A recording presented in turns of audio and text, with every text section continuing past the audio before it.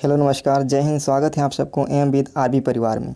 आज इस वीडियो में हम मैथ की प्रैक्टिस सेट प्रारंभ कर रहे हैं। बिल्कुल बेसिक से मैंने मैथ बिल्कुल बेसिक से स्टार्ट किया है। मैथ का एक महत्वपूर्ण चैप्टर नंबर सिस्टम यानी संख्या पद्धति से प्रारंभ कर रहे हैं। संख्या पद्धति इतना बड़ा चैप्टर है कि यह कम से कम 10-12 दिन में कंप्लीट होगा। उसका एक महत्वपूर्ण टॉपिक मैंने स्टार्ट किया है जो कि है संख्याओं के योगफल। संख्याओं के योगफल से बनने वाले सभी महत्वपूर्ण प्रश्नों को डिस्कस करेंगे और बिल्कुल बेसिक में बनने वाले जो जितने भी क्वेश्चन हैं मैंने सभी इस वीडियो में डिस्कस किया है। तो शुरू करते हैं आज का वीडियो। आज का पहला क्वेश्चन है कि सबसे छोटी प्राकृतिक संख्या है। क्या पूछा गया है कि सबसे छोटी प्राकृतिक संख्या है 0, 2, 1, 3। तो सबसे छोटी प्राकृतिक संख्या क्या होती है? प्राकृतिक संख्याएं होती कौन सी हैं? तो प्राकृतिक संख्याएं वो संख्याएं होती हैं जहाँ से हम लोग गिनना स्टार्ट करते हैं। किसी चीज़ को गिनना हो तो कहाँ से स्टार्ट करेंगे? 1, 2, 3, 4, 5, 6, 7, 8। तो ये सारी जो संख्याएं होंगी कौन सी?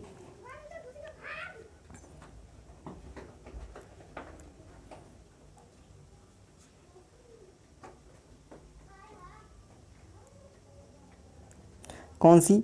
1, 2, 3, 4, 5 और कहाँ तक चली जाएंगी? इनफाइनाइट तक। तो ये सारी संख्याएं जो होंगी ये कौन सी संख्याएं कहलाएंगी? ये संख्याएं प्राकृतिक संख्याएं कहलाती हैं। कहाँ से हम लोग शुरुआत करते हैं? गिनना कहाँ से शुरुआत करेंगे? 1 से। तो जहाँ से गिनना स्टार्ट किया जाता है वो सारी संख्याएं प्राकृतिक संख्याओं में आ जाएंगी। तो यहाँ पे सबसे छोटी प्राकृतिक संख्या देखो कौन सी हो गई? 1। कौन हो गई? 1। पूछेगा सबसे बड़ी प्राकृतिक संख्या, तो सबसे बड़ी प्राकृतिक संख्या कौन हो जाती?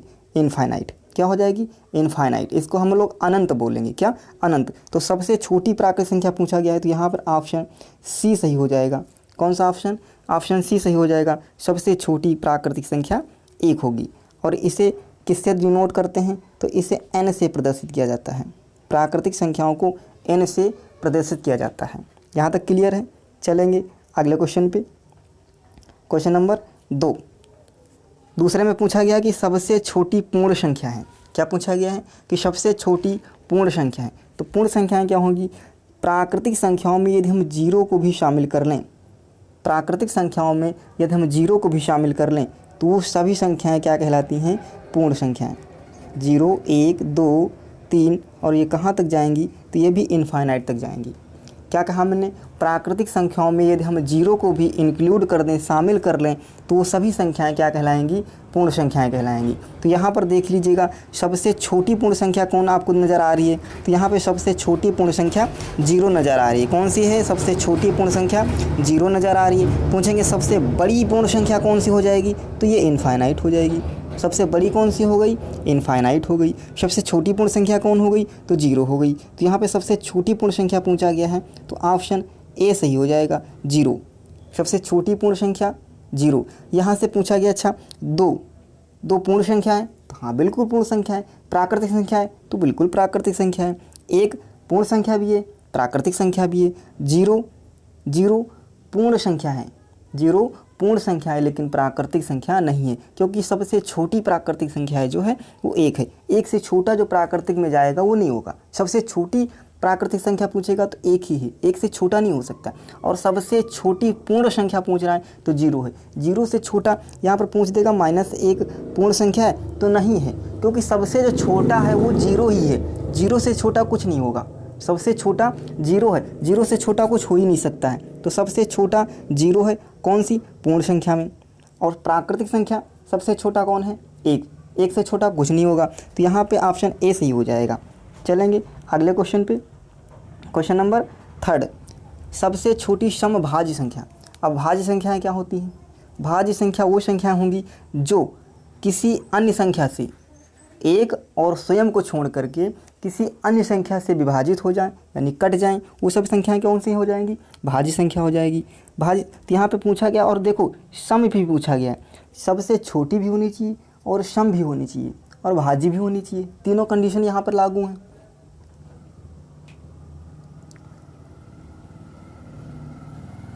तो देख लीजिएगा सबसे छोटी समभाज्य संख्या 0, 2, 1, 4 तो कौन होगी? सबसे छोटी समभाज्य संख्या तो यहाँ पे ऑप्शन डी सही हो जाएगा। कौन सा? डी 4। सबसे छोटी समभाज्य संख्या। एक ना तो भाज्य है और ना अभाज्य, ये ध्यान रखिएगा। एक जो है ना तो भाज्य में आएगा और ना अभाज्य में आएगा। 2 क्या हो जाएगी? 2 सबसे छोटी समभाज्य संख्या है। कैसी है? भाज्य संख्या है। लेकिन यहाँ पे क्या पूछा गया है? सबसे छोटी समभाज्य संख्या। तो यहाँ पे क्या हो जाएगी? ऑप्शन डी सही हो जाएगा 4। चलेंगे अगले क्वेश्चन पे। अगला क्वेश्चन क्या कह रहा है? अगला क्वेश्चन कहता है कि सबसे छोटी विषम भाज्य संख्या। क्या पूछा गया है? सबसे छोटी विषम भाज्य संख्या कौन होगी? 9, 2, 1, 4। तो आपको पता है कि एक ना तो भाज्य है और ना ही अभाज्य है, एक तो होगा नहीं। हम बात करेंगे 2 की। 2 क्या है? तो ये सबसे छोटी अभाज्य संख्या है। कैसी है? ये सबसे छोटी क्या है? तो ये अभाज्य संख्या है, ये भाज्य नहीं है। और 4 क्या है? 4 सबसे छोटी समभाज्य संख्या है। लेकिन यहाँ पे मैंने क्या पूछा है? सबसे छोटी विषम भाज्य संख्या। तो सबसे छोटी विषम भाज्य संख्या पूछेगा तो यहाँ पे ऑप्शन ए सही हो जाएगा। कौन सा? 9। सबसे छोटी विषम भाज्य संख्या कौन हो जाएगी? 9 हो जाएगी। चलेंगे अगले क्वेश्चन पे। अगला क्वेश्चन क्या कह रहा है? सबसे छोटी विषम भाज्य संख्या। क्या पूछा गया? कि सबसे छोटी विषम अभाज्य संख्या। तो 1 ना तो भाज्य है ना अभाज्य है। 4 क्या है? 4 सबसे छोटी समभाज्य संख्या है। 2 ये तो सम संख्या है। तो यहाँ पे ऑप्शन कौन सा हो जाएगा? ए। सबसे छोटी विषम भी होनी चाहिए, अभाज्य भी होनी चाहिए। तो यहाँ पे 3 सबसे छोटी विषम अभाज्य संख्या 3 है। चलेंगे अगले क्वेश्चन पे। अगला क्वेश्चन क्या कह रहा है? सबसे छोटी सम अभाज्य संख्या। सबसे छोटी भी होनी चाहिए और सम भी होनी चाहिए, अभाज्य भी होनी चाहिए। तो सबसे छोटी सम अभाज्य संख्या क्या होती है? ऑप्शन बी सही हो जाएगा 2। सबसे छोटी सम अभाज्य संख्या 2 है। और यह केवल अभाज्य संख्याओं में सम संख्या पूछेगा तो सिर्फ 2 ही एक ऐसी मात्र अभाज्य संख्या है जो सम है। 2 एक ऐसी मात्र अभाज्य संख्या है जो सम है। तो यहाँ पे ऑप्शन वी सही हो जाएगा। चलेंगे अगले क्वेश्चन पे। अगला क्वेश्चन है क्वेश्चन नंबर 7। निम्न में परिमेय संख्या है। तो परिमेय संख्याएँ क्या होती हैं? परिमेय संख्याएँ वही संख्याएँ होती हैं जिन्हें P/Q के रूप में लिखा जा सकता है, जहाँ पर Q बराबर 0 नहीं होना चाहिए। जहाँ पे Q बराबर 0 नहीं होना चाहिए, वो सारी संख्याएँ परिमेय संख्याएँ कहलाती हैं जिन्हें P/Q के रूप में लिखा जा सकता है। तो देखो यहाँ पे पूछा गया निम्न में परिमेय संख्या है। तो √3 अपरिमेय संख्या है, √2 अपरिमेय संख्या है, पाई अपरिमेय संख्या है, 0 परिमेय संख्या है। क्यों? क्योंकि ये मैं 0 लिखी, इसके नीचे क्या लिख लिए? 1। इसके नीचे क्या लिख लिए हो? 1। तो ये कैसी संख्या हो जाएगी? परिमेय संख्या। लेकिन यदि आपको बोलेगा 5/0, 5/0 तो ये परिमेय संख्या नहीं होगी। परिमेय संख्या की कंडीशन है कि Q का मान यही तो होगा। Q का मान 0 नहीं होना चाहिए। यदि Q का मान 0 है तो वो अपरिमेय संख्या हो जाएगी, परिमेय संख्या नहीं होगी। तो यहाँ पे ऑप्शन सी सही हो जाएगा। परिमेय संख्या कौन हो जाएगी? 0। चलेंगे अगले क्वेश्चन पे। Question number 8। निम्न में परिमेय संख्या नहीं है। क्या पूछा गया? निम्न में परिमेय संख्या नहीं है, यानी अपरिमेय संख्या के बारे में पूछा गया है।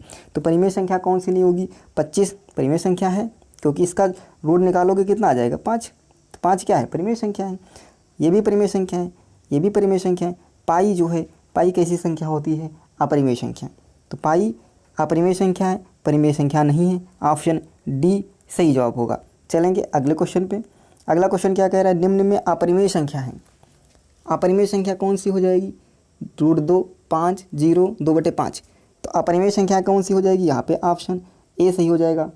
√2 कैसी संख्या है? अपरिमेय संख्या है। अपरिमेय संख्याएँ क्या हो जाएंगी? जिन्हें P/Q के रूप में व्यक्त ना कर सकूँ। सारी संख्याएँ एक जैसे 1, 5, 2/7, 9/4, ये सब कैसी संख्या हैं? ये सारी परिमेय संख्याएँ हैं। ठीक है, अगले क्वेश्चन पे चलेंगे। क्वेश्चन नंबर 10 पे कह रहा है निम्न में कौन काल्पनिक संख्या नहीं है। अब काल्पनिक संख्याएँ कौन सी होती हैं? काल्पनिक संख्याएँ और दूसरी होती वास्तविक संख्याएँ। काल्पनिक संख्याएँ क्या होंगी? वे संख्याएँ जिनका वर्ग करोगे और वर्ग करने पर जो मान आएगा वो ऋणात्मक आएगा, मतलब उसका मान जो आएगा वो माइनस में आएगा। वो सारी संख्याएँ कौन हो जाएंगी? काल्पनिक संख्याएँ। जैसे √2 -√2 अब इसका स्क्वायर करोगे तो कितना मिलेगा, इसका उत्तर कितना आएगा, तो -2 आएगा। तो जब उत्तर किसी संख्या का वर्ग कर रहे हो और वर्ग करने के बाद भी उसका मान माइनस में आ रहा है तो वो संख्या है काल्पनिक। तो ये संख्या कैसी हो जाएगी, काल्पनिक। -√2 कैसी संख्या है, काल्पनिक संख्या है। यदि हम यहाँ से देखो, यदि हम -2 ये संख्या कैसी हो जाएगी, -2, तो ये संख्या वास्तविक हो जाएगी। क्योंकि इसका आप स्क्वायर करोगे तो कितना मिलेगा, 4 मिलेगा। और 4 किसका आएगा, प्लस का आएगा। यदि किसी संख्या का वर्ग कर दो और उसका मान धनात्मक हो जाए यानी प्लस में आ जाए तो वास्तविक संख्या हो जाएंगी। और जिसका मान माइनस में आ जाए वो सारी संख्याएं किस में चली जाएंगी, तो वो सारी संख्याएं काल्पनिक संख्याएं हो जाएंगी। कैसी हो जाएंगी, काल्पनिक संख्या हो जाएंगी। तो यहाँ पे देखो, यहाँ पे जैसे मान लिया ले लेते हैं -11, इसका भी रूट करोगे तो उत्तर कितने आएगा, -11। तो ये कौन सा हो जाएगा, तो ये भी काल्पनिक संख्या हो जाएगी। 11 इसका करोगे तो कितना आएगा, तो ये 11 आ जाएगा। तो ये कैसी संख्या हो जाएगी, वास्तविक संख्या। इसका मान करोगे तो ये किस में आ जाएगा, प्लस में जाएगा, तो ये भी वास्तविक संख्या। इसका मान किस में जाएगा, तो इसका मान माइनस में जाएगा, तो ये काल्पनिक संख्या हो जाएगी।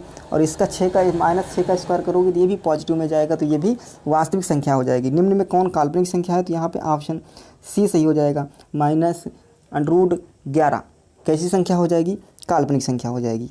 चलेंगे अगले क्वेश्चन पे। अगला कह रहा है कौन सी वास्तविक संख्या है, मैंने अभी बताया वास्तविक संख्याएं कौन होंगी, जिनका वर्ग करोगे, वर्ग करने पर मान कैसा आना चाहिए, पॉजिटिव आना चाहिए। जैसे -4 है, इसका आप वर्ग करोगे कितना आ जाएगा, 16। तो ये कैसी संख्या है, वास्तविक संख्या है। जैसे यहाँ पर है -3, इसका वर्ग करोगे कितना आएगा, 9 आएगा। कैसी संख्या है, वास्तविक संख्या है। यदि यहाँ पर भी -√3 ये लो, इसका वर्ग करो कितना आएगा, तो ये माइनस आएगा। तो ये संख्या कैसी हो जाएगी, -√3, ये संख्या काल्पनिक हो जाएगी। कैसी हो जाएगी, काल्पनिक। तो यहाँ पे क्या पूछा गया, कौन सी संख्या वास्तविक संख्या है, तो वास्तविक संख्या, तो ये भी वास्तविक संख्या होगी। इसका निम्न में कौन वास्तविक संख्या है, तो ये काल्पनिक हो जाएगी, ये भी काल्पनिक है, ये भी काल्पनिक। तो यहाँ पे ऑप्शन ए सही हो जाएगा, √11 कैसी संख्या हो जाएगी, वास्तविक संख्या हो जाएगी। चलेंगे अगले क्वेश्चन पे। अगला क्वेश्चन क्या कह रहा है, क्वेश्चन नंबर 12। क्वेश्चन नंबर 12वां क्या कह रहा है, 1 2 3 5 4 5 और कहाँ तक 30, इनका योगफल ज्ञात करना है। अब संख्याओं का योगफल कैसे निकालते हैं, संख्याओं का योगफल निकालने के लिए एक फार्मूला है, वो फार्मूला देख लीजिएगा। संख्याओं का योगफल जब निकाला जाता है, देखिएगा, उसके लिए हम सबसे पहले फाइंड करते हैं n। क्या निकालेंगे, n बराबर कैसे निकाला जाता है, n बराबर निकालते हैं पहली संख्या नहीं, लास्ट आखिरी संख्या को हम लोग लिख लेते हैं लास्ट नंबर, और माइनस पहली संख्या को हम लोग लिख देते हैं फर्स्ट, और बटे सर्वांतर, इसको हम लोग डिनोट करते हैं d से, और प्लस का 1। यहाँ तक सही है। तो यहाँ देखो लास्ट संख्या कितनी है, तो लास्ट संख्या कितनी है, 30। कितनी है, 30 है। माइनस का फर्स्ट संख्या कितनी है, तो 1 है, बटे डी का मतलब होता है इन दोनों के बीच में अंतर कितना आ रहा था। 1 2 के बीच में कितने का डिफरेंस, 1 2 3 के बीच में 1 3 4 के बीच में 1 4 5 के बीच में 1। तो यहाँ पे कितना मान रहा है, 1, और प्लस का 1 1। तो ये जुड़ेगा 29 को 1 से भाग करोगे, 29 में 1 जोड़ोगे कितना आ जाएगा, 30। तो यहाँ से n का मान कितना आ गया, 30। n बराबर कितना आ गया, n बराबर कितना मिला आपको, 30। कितना मिला है, 30। अब यहाँ से हम निकालेंगे योग। तो योग कैसे निकाला जाता है वो देख लीजिएगा। योग के लिए क्या करते हैं, सेम वही फार्मूला है। लास्ट यहाँ पर माइनस जगह पर प्लस हो जाता है, लास्ट प्लस फर्स्ट, बटे हमेशा यहाँ पर 2 रखा जाएगा और मल्टीप्लाई कर दोगे जो n निकला होगा। ये फार्मूला रहेगा, लास्ट प्लस फर्स्ट नंबर बटे 2 गुणे जितना n निकला होगा। तो यहाँ देखो, यहाँ से लास्ट कितना था, तो आप बोलोगे 30 है, और फर्स्ट कितना है तो बोलोगे 1 है, और बटे 2, और n कितना निकला है, तो n निकला है आपका 30। कितना निकला है, n 30 निकला है। इसको देखो, ये जोड़ोगे 30 और 1 31 बटे कितना आ जाएगा, तो यहाँ से देख लो, इधर देख लीजिए, 31 बटे कितना आ जाएगा, 31 बटे 2 और गुणे यहाँ से 30, यही होगा। इससे मल्टीप्लाई करोगे कितना आ जाएगा, 15। अब 31 को किससे मल्टीप्लाई करना है, 15 से। जब 31 को 15 से गुणा करोगे तो कितना प्राप्त होगा आपको, देख लीजिए, 15 कम 15, हाँ से मिला 1, 15 से 45 1 46, तो कितना मिल रहा है, 465। आपका उत्तर कितना आ रहा है 465। कौन से ऑप्शन में है, तो ऑप्शन बी सही हो जाएगा। कौन सा, ऑप्शन बी सही हो जाएगा 465। 1 2 3 4 5 और 30 तक का योगफल निकालोगे तो यहाँ से आपको सबसे पहले क्या करना होता है, सबसे पहले आपको n निकालना होता है। n कैसे निकाला जाता है, n निकाला जाता है लास्ट की जो संख्या दी होगी उसको, और उसको में से पहली संख्या जो दी उसको घटा देते हैं, और नीचे d इन दोनों में जो डिफरेंस होता है उसको लिखते हैं, और प्लस n। यहाँ से आप n निकालने के बाद योगफल कैसे निकाला जाता है, योगफल के लिए अंतिम संख्या और को पहली संख्या में जोड़ करके बटे हमेशा 2 रखा जाएगा, और जितना n आया उससे मल्टीप्लाई करके इसको सॉल्व कर लेंगे। देखते हैं अगला क्वेश्चन। अगला क्वेश्चन क्या कह रहा है, 1 3 5 7 69 तक का, कहाँ तक 69 तक का इसी संख्याओं का योगफल आपको निकालना है। तो यहाँ से भी सबसे पहले क्या निकाल लो, सबसे पहले n निकाल लो। n क्या होगा, लास्ट संख्या इसमें कितनी दे रखी है 69, माइनस पहली संख्या कितनी है, तो पहली संख्या 1 है, बटे डिफरेंस कितना है, देखो 1 और 3 के बीच में 2 का है, 3 5 के बीच में 2 का है, 5 और 7 के बीच में 2 का है, तो यहाँ पर कितना लिख सकते हो आप, 2 लिख सकते हो, और प्लस n। यहाँ तक सही है। इनको जोड़ोगे तो ये कितना हो जाएगा, 69 में से 1 गया 68, और 68 को 2 से भाग कर दोगे कितना आएगा 34, और 34 में 1 जोड़ दोगे कितना आएगा 35। देख लीजिएगा, तो यहाँ पर 68 बटे 2 प्लस 1, 68 बटे 2 को भाग करोगे तो 34 और प्लस 1, तो यहाँ से n कितना आ गया 35। n कितना मिला आपको 35, n का मान कितना आ गया 35। अब क्या निकालोगे, अब योग निकाल लो। तो योग देख लीजिए कैसे निकलेगा, योग बराबर क्या होगा, तो ये भी लास्ट कितना है 69, प्लस फर्स्ट संख्या कितनी है 1, बटे हमेशा नीचे कितना रहेगा 2, और गुणा किससे करेंगे, जो n आया होगा, n कितना आया है 35। इसको आप सॉल्व कर लोगे, 69 और 1 70, और 70 को 2 से भाग करोगे कितना आएगा 35, यानी 35 को 35 से मल्टीप्लाई करना है, 35 को किससे मल्टीप्लाई करना है 35 से। जब 35 को 35 से मल्टीप्लाई करोगे तो कितना मिलेगा, ये मिलेगा 55 25 और 4 3 12, 1225। मल्टीप्लाई करके देख लीजिएगा कितना आएगा 1225 ऑप्शन बी सही हो जाएगा, 1225। समझ में आ रहा है, आई होप आप लोगों को ये सवाल बहुत अच्छे से समझ में आ रहे होंगे। अगले क्वेश्चन पे चलेंगे। देखो क्वेश्चन नंबर 14, यहाँ क्या कह रहा है 21 22 23 24, और ये कहाँ तक जा रहा है डायरेक्ट 75 तक। इसका योगफल आपको ज्ञात करना है, इसमें भी वही काम करना है, n निकाल लीजिएगा। n कैसे निकालेंगे, अंतिम संख्या कितनी है 75, माइनस फर्स्ट संख्या कितनी है 21, बटे अंतर कितना है, देखो 1 ही आएगा, 21 22 में से 1, 22 23 में से 1, और प्लस का 1 कितना आएगा। तो ये जब माइनस करोगे कितना मिलेगा आपको, तो ये 75 में से 21 जाएगा, कितना बचेगा 54, कितना बचेगा 54, बटे 1 प्लस 1, इसको जोड़ोगे कितना आएगा 55, कितना आ रहा है 55। तो n बराबर कितना आ गया 55 आ गया। अब हम क्या निकाल लें यहाँ से, अब यहाँ से योगफल निकाल लें। योग देखो, योग कैसे निकलेगा, लास्ट है 75 प्लस फर्स्ट संख्या है 21, बटे 2 हमेशा यहाँ नीचे आता है, और गुणा कर देते हैं 55 से, जोड़ लेते हैं। इसको जोड़ोगे कितना हो जाएगा, ये 6 और 7 2 9, 96 बटे 2 गुणे 55, ये होगा। 96 को 2 से भाग करोगे इतना आ जाएगा, 96 को 2 से भाग करेंगे 2 चक्कू 8, 1 बचा 2 8 16, 48 गुणे 55 कितना आया 48 गुणे 55, और 48 को 55 से जब मल्टीप्लाई करोगे तो कितना आ जाएगा, तो ये आएगा 2640। कितना मिलेगा आपको 2640, यानी ऑप्शन सी सही हो जाएगा। कौन सा, ऑप्शन सी सही हो जाएगा 2640।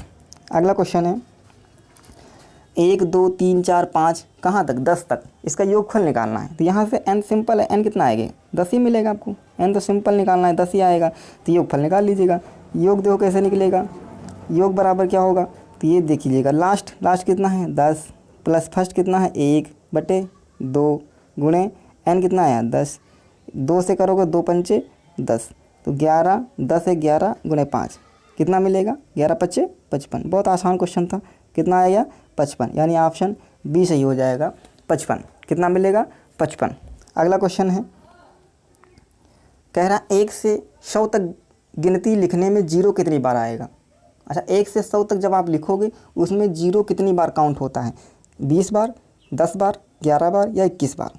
तो यहाँ से एक चीज़ नोट कर लीजिएगा, यदि 1 से 100 तक लिखोगे, 1 से 100 तक लिखने में पूछेगा 1 कितनी बार आएगा, तो आपका उत्तर होगा 21। कितनी बार आएगा बाबू, 21 बार। यदि आपसे पूछेगा 0 कितनी बार आएगा, तो आप उत्तर कितना दोगे, 11 बार। कितनी बार आएगा, 11 बार।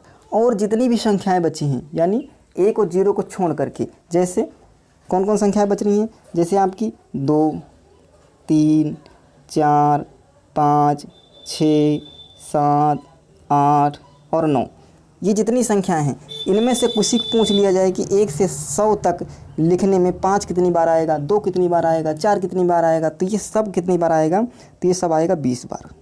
कितनी बार, 20 बार। ये आप नोट कर लीजिएगा, यही बार बार पूछता रहता है। 1 कितनी बार आएगा, 21 बार, 0 कितनी बार आएगा, 11 बार, और जितनी संख्याएं अदर बची हैं वो कितनी बार आएंगी, 20 बार। तो यहाँ से 0 पूछा गया है, तो 0 कितनी बार आ रहा है, देख लीजिएगा 0 कितनी बार आया है, 11 बार। तो यहाँ ऑप्शन बी सही हो जाए, सी सही हो जाएगा। कौन सा, ऑप्शन सी सही हो जाएगा।